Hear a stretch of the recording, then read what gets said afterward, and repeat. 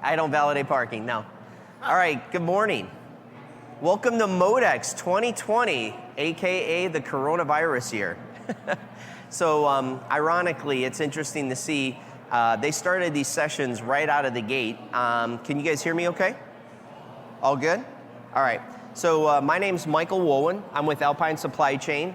We are a supply chain consulting organization. And with me today, I'm honored and privileged to have Beth Reed from School Health, and she's the star of the presentation. She's gonna talk about how School Health went through the process to build a brand new distribution center. And then we've got Dan Wazowski, and he actually is with Conveyor Solutions, and they were the ones that actually installed the equipment within the building. So we took the data, we did the analysis, we installed the equipment, and Beth was the overall project manager. So we're really excited to have her here and being able to do the presentation today. So a couple of things before we begin. We're gonna talk about School Health and really an interesting business and an organization. What I wanted to do is I'm gonna actually hand out this envelope. If you wanna put your business card in here, the two things we're gonna talk about today is a location addressing system. We've got a nice white paper on that. And then we also have the School Health PowerPoint and case study. So if you're interested, we'll go ahead and send that to you. So I'll start it back here. All right, while we're sending that around, what I wanted to do is do some agenda items. So Beth's gonna get up here, she's gonna talk a little bit about School Health, what they do and who they are. They're gonna talk about the current state, where they were before they actually started the project. And then we're gonna discuss the approach to putting in a new warehouse. How many here are either retrofitting a facility or building a new facility? Okay, perfect. So the approach typically is you do a storage type analysis, which is identifying the ideal size and quantity of both the forward pick location and the reserve. Once you do that, you get to lay out the facility. Once you're finished with that, now you know exactly what you need. You procure the equipment, and when you're done procuring the equipment, you want to actually slot the facility. When we say slot, it's exactly which product goes in which aisle, bay, level, row position to minimize travel and replenishment. And then you actually want to address a location addressing system. So with a location addressing system, it's kind of like the US Post Office. Every house has an address, and every location in your facility has an address. Once you're doing that, you actually install the equipment, and when you're done installing the equipment, you develop and execute a move plan. Moving from one building to the other sounds pretty simple, but it's actually pretty complicated, especially if you want to do it in a tight window. And then we're going to talk about the most important thing, which is lessons learned. So with that being said, I'm going to hand it over to Beth, and she's going to do a quick intro, and then she'll talk a little bit about the challenges of School Health. Big green button? Yeah. Good morning, everyone. Can you hear me? Are you going to stand and intimidate me? Well, welcome. Yeah. First, I'm going to give the spiel that my marketing folks said that is very important. I do it How did you exactly back right here? about School Health, just so you know a little bit about our company. Yeah.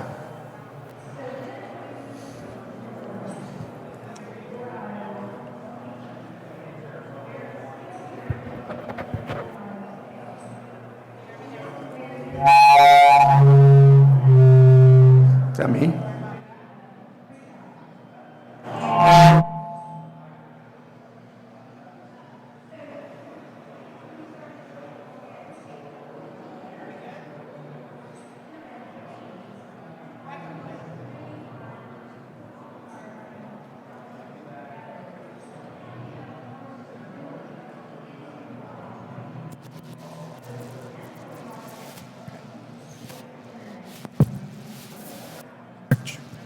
Check. Great, thank you. I'm a Toastmaster, and the first thing you learn is you can't rely on your technology, right? So welcome again. Hopefully now you can hear me okay. School Health came about in 1957. It is a family-owned, professionally managed company. We sell a variety of products that are healthcare related, from Band-Aids all the way up to large equipment. So you can imagine that we had some interesting slotting challenges because of the different sizes. We also had a lot of other situations, culture and all that fun stuff that you guys probably have had to deal with. Let me just take a look here. I didn't quite say it the way the marketing folks told me to, but you won't tell on me, right? All right. So we had some business challenges. Our sales folks are interested in aggressive double-digit growth monthly. I'm sure your sales folks would like to see that as well. Sometimes that's a little unrealistic, especially when you're in a building that you've been in since 1993, which was our Hanover Park location. It was great for 1993. It wasn't so great for 2018. We had like I just told you, we had a growing breadth of products. We sell about 20,000 products. We stock around 8,000, but then we also have all those order as needed that if they get returned, you go, what am I supposed to do with this stuff? The shortfalls, let's see, what do we got here? Yes, well, we're going to get to that more when we get to the actual layout. And very limited office space. We actually had a situation in our Hanover Park where the office people, the way that they parked, they walked in through the warehouse, through our overstock area to get into the office. And we had people with in equipment, picking equipment every day in that same aisle. So it was really dangerous. Next slide. Got it. Oh, and then of course, top talent, we figured we'd need to get some better people in. All right, so we were in Hanover Park. You can see here we had just under 37,000 in warehouse space. And we do have an older system for our WMS, and it is very limited. It requires a train setup, which Michael will talk about. And there's a ghost in the room. Our senior operations manager, David Bartula, if he was here, would also make sure to let you guys know he can't stand the WMS. But it is what it is. We're only going to spend so much money. If we're building a new building, we can't also put in a new WMS. You can't have everything because there's only limited money. So I'd mentioned that we have almost 9,000 SKUs that we keep in-house, and we're constantly evaluating what those SKUs are. So, of course, there's bringing dead stock out, bringing in new stock, getting the situation of making sure that everything goes into the right spot, that fits right, all those fun things that I'm sure you guys are all familiar with. We pick to cart, and we pick to tote.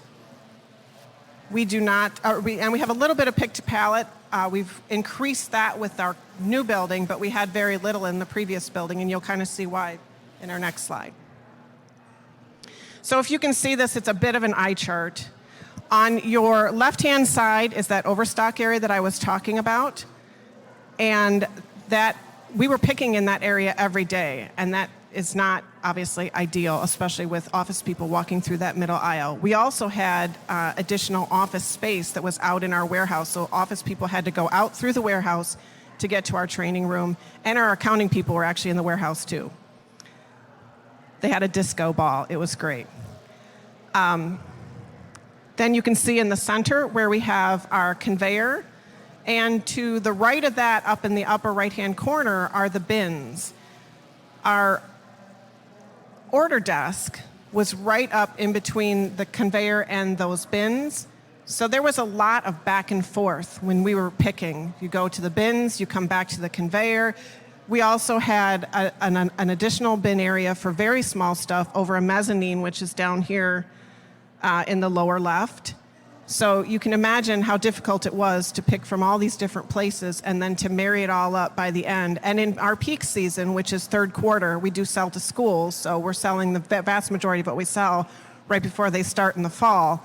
We were actually setting up additional pick areas right in the receiving area that were temporary, or they were supposed to be temporary. Sometimes they stayed for months. But it was a lot of congestion, and there were a lot of safety issues. Next slide. So again, we had goals. We'd been talking about, do we build onto our building? Do we build next to our building? Because we actually had additional acreage right next to that Hanover Park location. Do we just add on to that building? Do we reconfigure the building? Do we go find another location?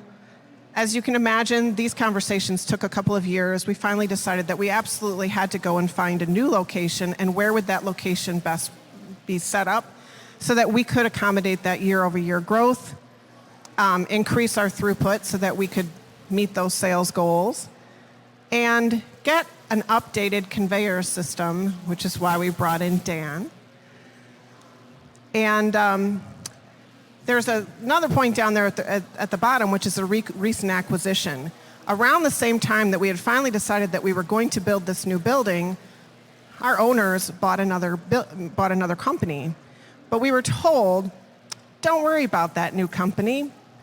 We're going to stay in that old building for 5 more years. Well, I'm standing here telling you today, we moved in to this current building. This is our 1-year anniversary for the start of our move last year. We're already talking about bringing in that acquisition, and guess what? I'm not sure what we're going to do about that. That's my current project. So now we're in Rolling Meadows, Illinois. It's a beautiful location right off of I-90. If any of you ever go to Chicago, you've probably seen our location. It's right next to the Gallagher building. Take a look. We think it's gorgeous. It's 80,000 square feet for the total warehouse. We do have a tenant space because, again, you have to be able to pay for their location, so why not get a tenant? And our actual warehouse is 57,000 square feet. We do still have that WMS system that requires a train. Again, David, our ghost in the room, if he was here, would make sure, I have to tell you, you have to keep those kinds of things in consideration because that does limit you if you have a similar ancient WMS. We still have the same number of SKUs, just under 9,000. We do still pick to cart in our bin area.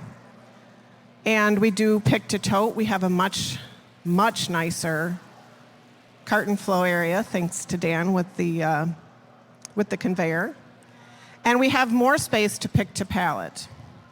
So we're adding to that. And our full case pick as well. Pick to carton is something that we continue to talk about, but again, something that is difficult, not from a layout standpoint, but from a WMS standpoint.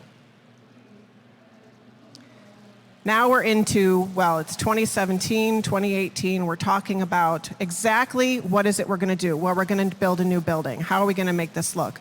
We hired a consultant. He came in and he talked to just upper senior management. And they came up with a plan. And, you know, he had been given certain parameters. So what was that plan? To kind of just build a basic layout. They worked together pretty good. I did come in on a brainstorming session with our regular warehouse people at that point, and we did, within that brainstorming session, say, you know, listen, we at least have to push that demising wall back a little bit. We were giving ourselves less than that 50,000 square feet. We pushed the demising wall back and reduced the tenant space with that brainstorming session, and we continued from there. We started to bring in Conveyor Solutions and started to talk about what that conveyor would look like, and Dan will be telling you a little bit more about that. And we started to work with equipment vendors. Obviously, while you're still in your planning stage, you want to know what kind of equipment you currently have, what equipment you're going to need. Again, additional cost, of course, but an important cost. Next slide. So at this point, we brought in CSI, and I'm going to hand this over to Dan.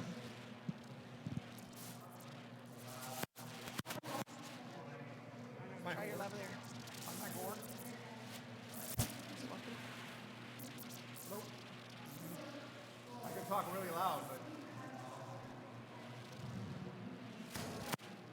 Let's see where we're at this time. All right, so we're at 31.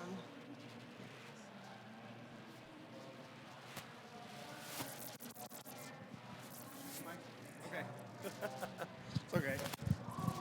So, as Beth was saying, sorry, I want to apologize for my voice. I've been doing a lot of talking already. It's been a very short week, but I have a very long week.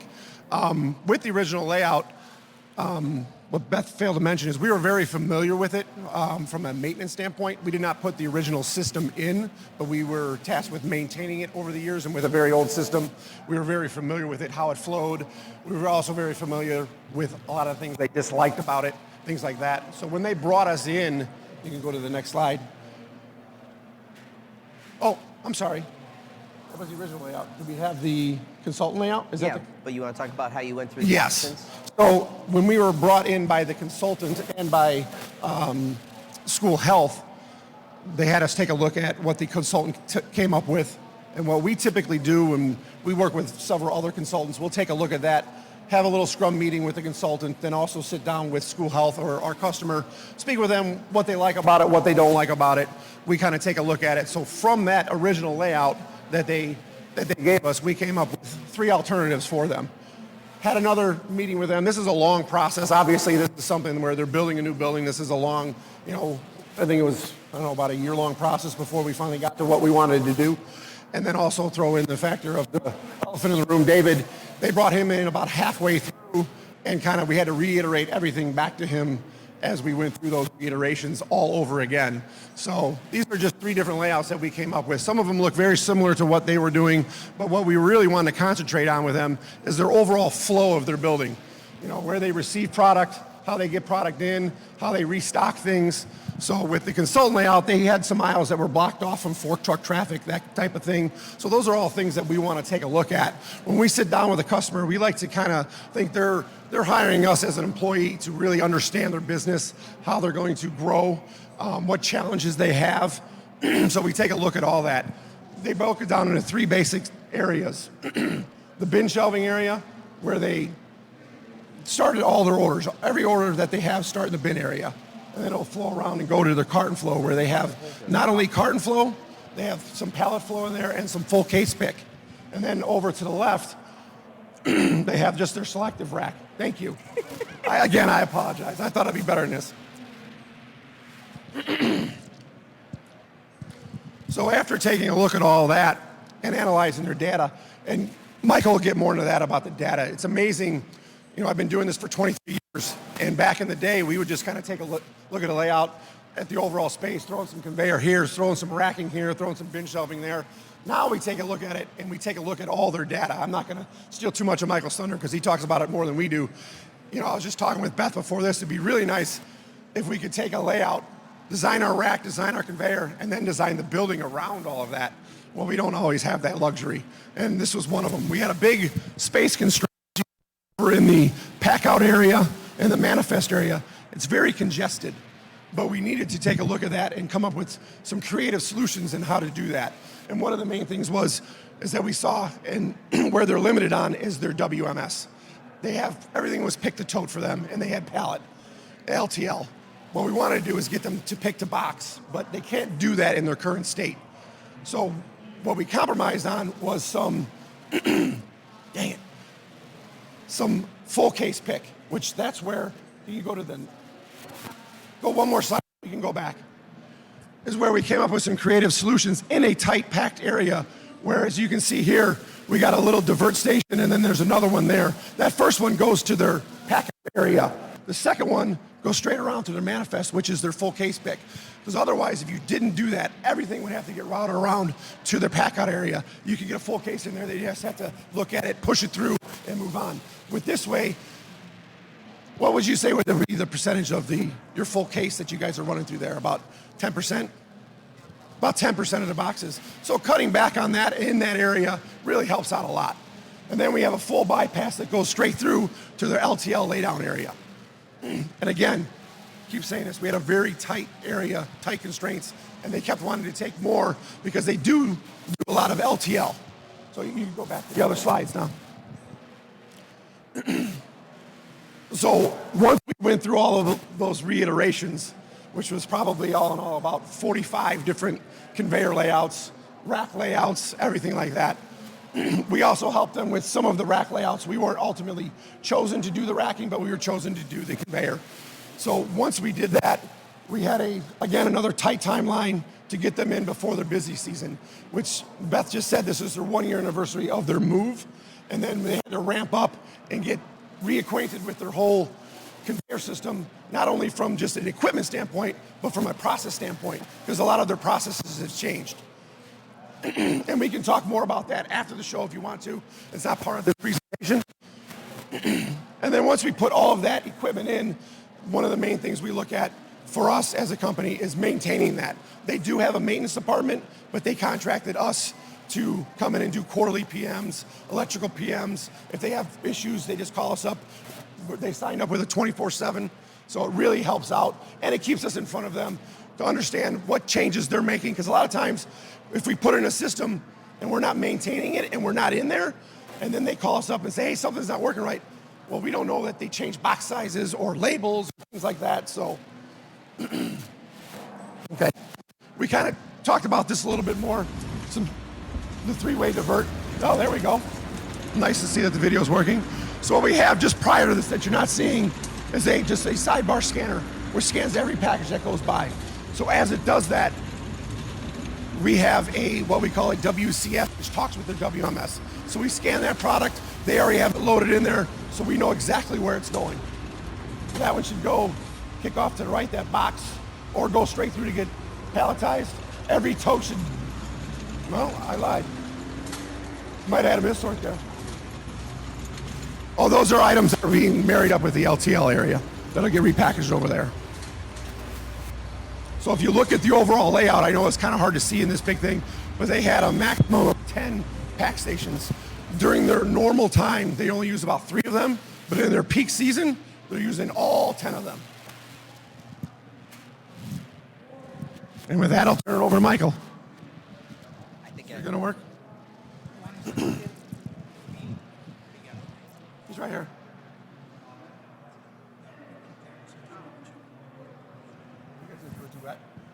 Maybe. That was rough. Check, 1, 2, 1, 2, check. Am I good? Is it loud enough? Can you guys hear me? There we go. All right. So, ironically, we talked about the process, right? And so I think one of the things that was interesting is I think School Health said, okay, so here's our deal, right? 80% of our labor happens between the months of May, June, July, August, and September, right? So right before back to school, every school that needs something for their athletic trainer or for their nurse's office will actually buy this.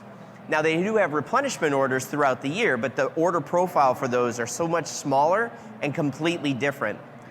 Melissa, their VP of operations or SVP of operations, was really concerned about the number of replenishments. Well, the reason she was worried about the number of replenishments is the forward pick location wasn't appropriately sized. So their A items, they were replenishing 5, 6, 7 times a week. If they would have properly sized that forward pick location, they would have been able to only replenish it once a week.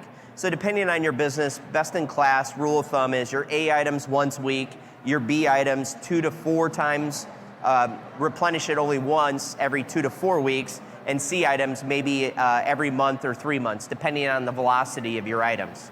So once we thought about that, the other part of it was, okay, now we've got this layout, we've got the equipment, we've ordered it, where should this go, right? How do I minimize travel? So if you think about a warehouse, you've got space, equipment, labor, and control. And the biggest part of it is labor. WERC says that about 55% of your picker's time in a warehouse is spent traveling. So how do we minimize travel and actually get more productivity out, minimizing that travel? So one of the ways to do that is slotting. So slotting tells you exactly which product goes in which aisle, level, bay, row position to minimize travel through your facility.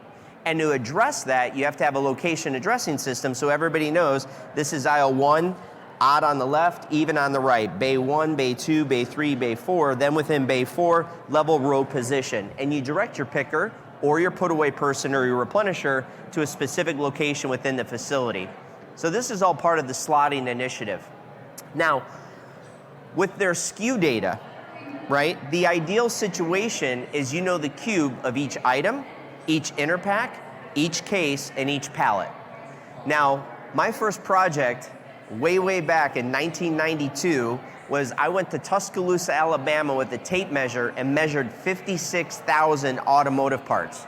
And I asked the question, why am I measuring all these automotive parts? They're like, well, we need to know the cube of the item, then we know the quantity on hand, then we know the ideal storage profile, then we know exactly what equipment to use, then we do the layout. And it was one of the first projects I was ever on, and it was built. It was called Harco Carport, that got bought by CarQuest, which is still part of the Advanced Auto Parts Distribution Center network today. So one of my first warehouses ever built is part of Advanced Auto Parts. The second one I did right here, Pep Boys, south side of Atlanta, and then Marie Sporting Goods was the third one I built. So I built 2 in Atlanta, 1 in Tuscaloosa, Alabama, and then my 4th one was in Chicago for B&K Plumbing. So it's a small world, but the process is the same, right? Storage type analysis, on-the-hand inventory, identify the pick location, the reserve, you do the layout, and then once you have the layout, you do the slotting initiative. Now, they didn't have the cube data for all the items. So we went out and we said, hey, 80% of your volume comes from 20% of your SKUs, Pareto's Law, and we cubed the top 20% of their SKUs, which gave them 80% of the volume.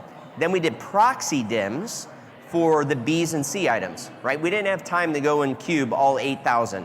Now, we were brought into the situation a little late, so we did with what we had to because they wanted to be up and running, and we talked about it, right? So their busy season starts around May or June. They moved 1 year ago yesterday. They shut down over the weekend. What time did you guys stop the last order on that? Was it Thursday? Friday. Friday at what time? Friday at 4 o'clock, they shut down, and then we started moving. Friday, Saturday, Sunday, Monday, Tuesday, and then we were back up and running Wednesday or Thursday? Yeah, we were supposed to be back up and running by Friday, but they rushed it a little bit. We'll get into that in lessons learned. Yeah, but because of that tight timeline, we had to figure out what we were gonna do. Now, the other challenge is, okay, Michael, I'm gonna go build a warehouse, but you gotta remember, from October until May, I only have 20 people in my warehouse. But from May until September, I've got like 80 people in my warehouse to address these volumes. So how do I minimize congestion? I don't want people in the same aisle. I don't want to be able to slow down my process. So that's what we had to look at. Now, from a constraints perspective, we walked in, Conveyor Solutions and School Health had come up with this design. I shook my head at a couple of the ideas and concepts, but it was fixed. So we had an environment, we had to do the best we could with what we had. We wanted to look at the carton flow, and we also wanted to look at the pick path, and we'll talk about that on the layout. The goals, number 1, minimize replenishment. Number 2, minimize travel. And then the ultimate was something that we call order commonality, okay? So what items are ordered together should be picked or staged close together. And then the last part is like item separation. We'll talk a little bit about it. So what we, Alpine Supply Chain, do is we've partnered with a company called Optricity. I don't know if anybody's heard of Optricity. They're the #1 slotting optimization software product out there. They use a deterministic algorithm to solve for the ultimate end state, and then they reverse engineer it backwards. So we partner with them. We use that for our storage type analysis, and we use that for our slotting. So let's talk a little bit about the project. Number 1, they're gonna go and put these case flow lanes in, where you've got basically 5 levels, 5 positions, you got 25 items within a very small area. So instead of travel, it's really bend and reach, making sure that you have your A items right here, your B items a little bit higher, C items at the top and the bottom, right? Minimizing the bend and reach. The big part of this was, okay, well, when we're in peak, how many people can I put in this pick module to minimize congestion to do a pick and pass versus non-peak, how many zones can I spread out for one picker to be able to pick from? The second part of it was they have so many items that look exactly the same. It's just a number on the outside of this little box. So to keep like items separated to increase your picker's productivity and minimize mispicks. This item is $500, this item is $5. You definitely don't want them next to each other mixing it up. So we had a rule that said they had to be at least 2 or 3 bays and positions away in the pick module.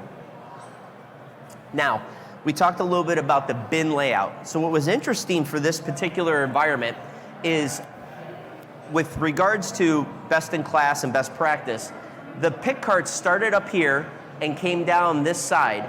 And on the left-hand side, you had case flow. So you had the ability to pick some of the higher volume items. And then you wanted to take a trip around the outside and be able to get yourself completed and finish right back where you started.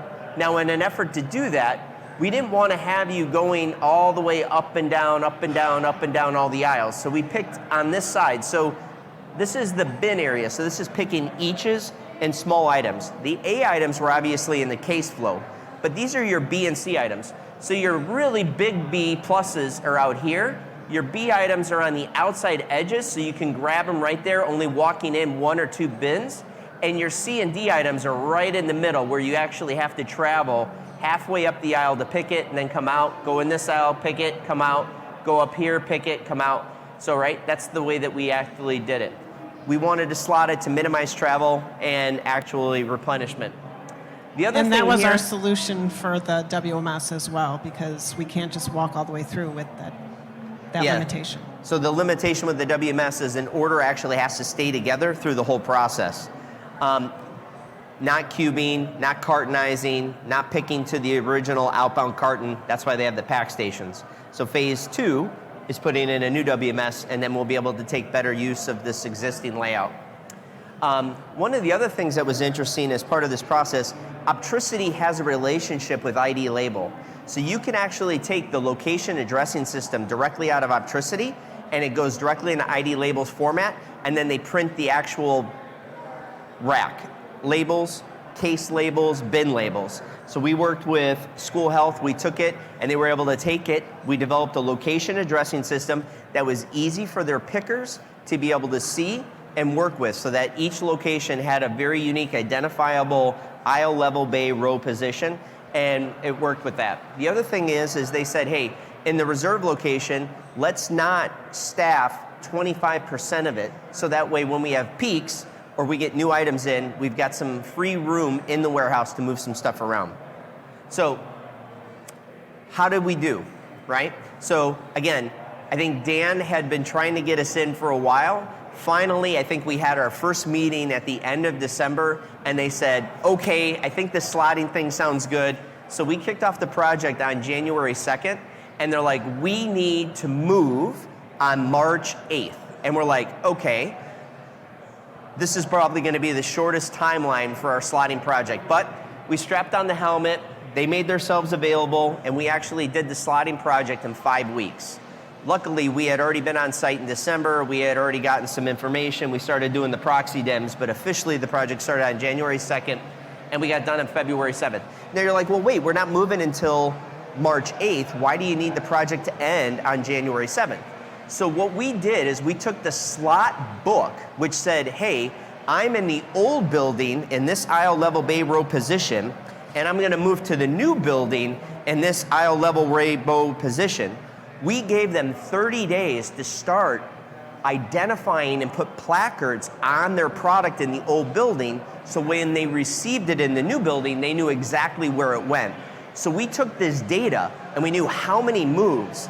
That was the foundation of the move plan.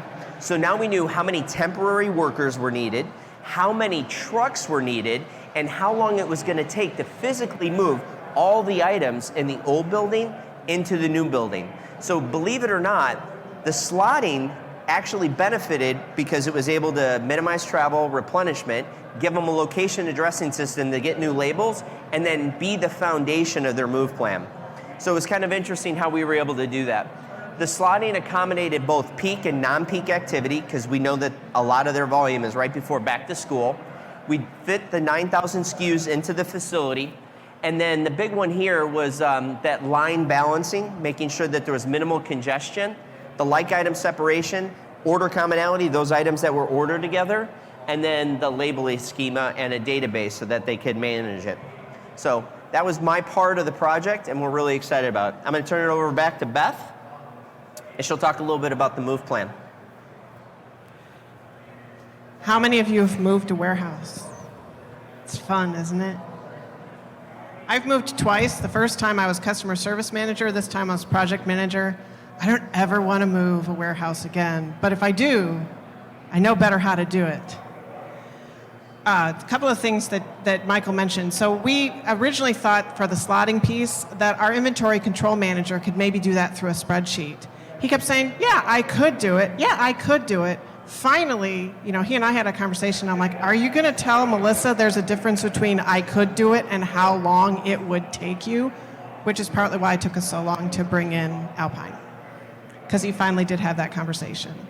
So the move plan came about as Michael mentioned, we have this slot book. We're planning exactly how are we going to get items from this spot to this spot. And as he pointed out, some of the items that we sell are very high dollar items. We do not want to have any shrinkage in the midst of this, especially bringing in temps. So we were actually scanning to pallet, scanning to truck, scanning to dock, and then scanning into the new location. So at any given time, technically, we would know where every product was.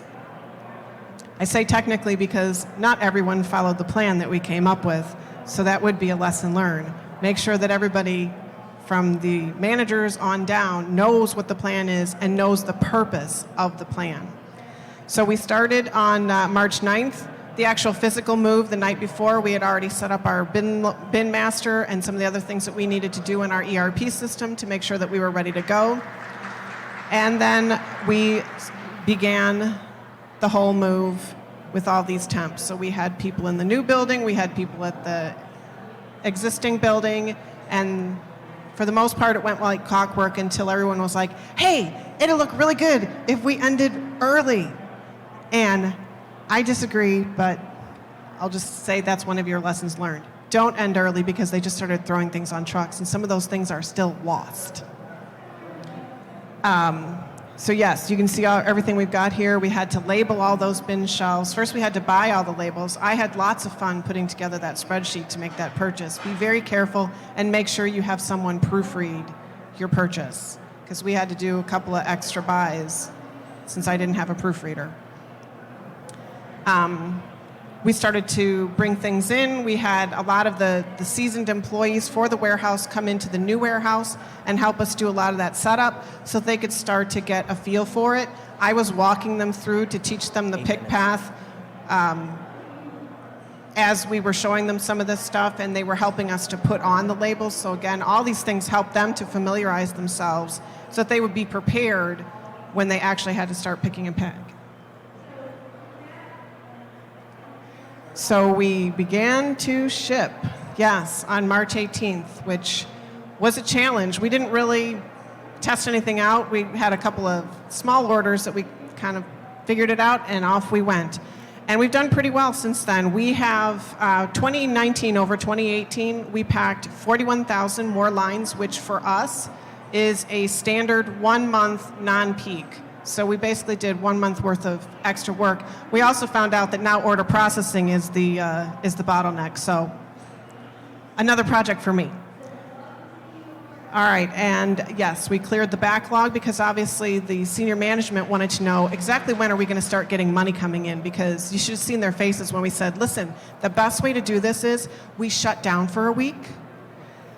And I'm still working there, and I'm the one who told them. So, it does work. You just got to figure out how to say that right. Next slide. All right. So we have all these beautiful pictures that are probably an eye chart for you guys in the back here for you to see. We have wonderful state-of-the-art conveyor. And I don't know, I think it's really cool. I would just stand out and watch the conveyor all day because I'm a big geek. But these new packing stations, as he mentioned, we only use all of them during our peak season, but they're out there ready to go because we do sell healthcare products. So these past couple weeks have been insane for us, just like a mini peak. So we have that increased vertical capacity. We went from, I think it was 24-inch clearance, or 24-foot clearance to 32-foot clearance. So we got extra space, which of course led to having to train the drivers of the reach trucks to go higher. And actually we're putting in some extra beams right now. We're having that discussion. Do we go 20 inches higher? Because that's going to create a whole different situation for them. So you always have to think about what's the fallout of those decisions that you make. And let's see, 4 shipping and 4 receiving dock doors. We only had 4 dock doors total in our previous building, so we didn't have dedicated receiving and dedicated shipping. This was a huge change for us. Next slide. All right, lessons learned. I just realized as we're talking, this is not my entire list of lessons learned, and one of the things I think I'm missing there is data. So let's talk about data for just 1 minute. If you think you have clean data, you don't. Trust me. We had DIMMs, but we had full case DIMMs. We didn't necessarily have each DIMMs. We had items that didn't have DIMMs for whatever reason, and I'm using DIMMs, he used cube, so whichever phrase you prefer. DIMMs is the one that comes to mind because that's the one we say all day. We do kitting. So those inner kit items, we didn't want those in the list. Well, it took us 3 iterations to make sure that we got them all on the list because guess what? We don't identify those items very well. Thank you, product management, helped us to clean that piece up. But it was multiple iterations before we even got it to a point where we could work with Alpine and they weren't going, what's this? We also had dead stock we wanted to get rid of. All those fun things that goes into your data and that, like I said, I'm going through again. We're doing split beam and we're also planning for that acquisition that we were told not to worry about last year. So then, start your planning early. You always need way more time than you think you do. We had actually started in 2017, and here we are right at that last minute, like Michael's saying, engaging them. And bringing in David didn't necessarily help because he's an opinionated guy. Be inclusive. So that was one of the most important things. I said early on that when we got in our first engineer, it was only some of our senior managers that talked to him. Then I got to participate a little bit with that brainstorming session. Now, as a project manager, I have worked in distribution for 20 years, but I don't work in warehouses on a normal basis. So I just look at process. And even I'm looking at this process and I'm kind of going, we're missing some pieces here. So I started to bring in some of our senior managers. These people are very knowledgeable. Very few of them had been through a building move or a warehouse layout project, but they know what they're doing. So I started to have meetings with them and we started to talk about what is this layout that we have here going on? What do we intend to accomplish? We had a lot of mixed pallets in our old building. We wanted to get rid of mixed pallets. That first layout didn't get rid of mixed pallets. Oops. Bring in your senior people. They know what they're doing. Even if they've never been through something like that, you get someone like me who just understands process or project management and says, listen, this is what we need to do. And then you bring in good consultants. Engage knowledgeable consultants. There we go. See, I said it without even looking at that list. It's very important. These guys, here's what I can say about consultants, and I was telling Michael this last night. My gauge for a good consultant is that guy says, or that woman, hopefully sometimes it's a woman, says, you didn't ask this question, but I'm going to answer it anyway. Because how many of us have worked with consultants, and at the end of a project, they go, well, I didn't, well, did you give me this? And they go, I didn't give you that. Well, why didn't you give me this? Because you didn't ask a question. What? These guys don't do that. Primo.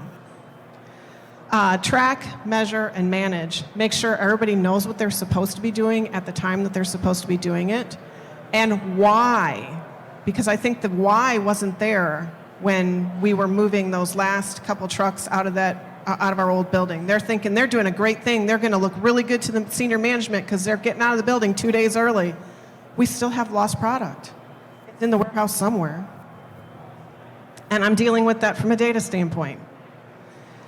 Run a dress rehearsal. We did not run a dress rehearsal. Obviously, this doesn't mean actually do it, but run that dress rehearsal to see this person does this person does that person does this. A couple of things we would have found out. As we were slotting, what we didn't recognize is that we want different days on hand for different rack types. We did the same number of days on hand, whether it was in case flow or bins or anything like that. And our inventory control manager, if he was here, would tell you that's his biggest pain still, because we didn't take a look at that. So now we're doing reslotting with them in preparation for our peak season and these new beams we're putting in, and we're going to keep that in mind. And now, here's Naomi. Naomi likes to go on a trip. We've had Naomi for years. Obviously, we are a healthcare company, and Naomi likes to dress up. So she wanted to come and show herself to you guys. She's wearing a beautiful T-shirt that says, I survived the school health move, that was designed by one of our graphic designers. Lastly. And here is our team from a few years ago. That's our logo, School Health. And we thank you very much, and it's time for questions. So if there's any questions, we'll repeat them because we're being recorded, and then we'll answer them for you. Any questions? If not, thank you guys so much for your time. We appreciate it. Enjoy the rest of your Modex conference. And one quick thing, in the back of the room on your way out, we have, to go along with the theme of We Survived the Move, we have some survival packs back there for you. Bottle of water, some Purell, antacids, aspirin, in case I gave you a headache.